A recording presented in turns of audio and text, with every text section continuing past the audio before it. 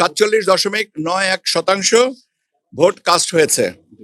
এটা 2টা পর্যন্ত, সকাল 7:30 থেকে দুপুর 2টা পর্যন্ত 42,651টা কেন্দ্রের মধ্যে 36,031টা কেন্দ্রে 47.91% ভোট কাস্ট হয়েছে।